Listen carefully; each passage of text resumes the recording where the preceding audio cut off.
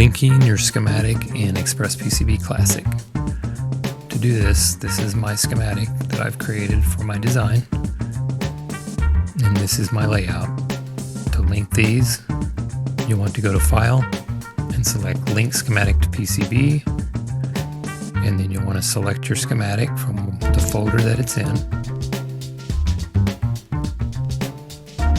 Once the schematic is linked, you'll want to select Highlight Net Connections, and then click on your pad where you don't have your traces added yet, and you'll see it's highlighted each pad that needs to have a trace drawn to it.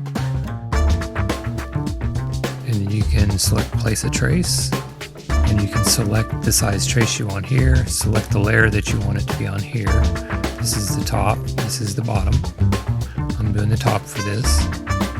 And then hold down your left mouse button, and then you can also release and push again to make a turn.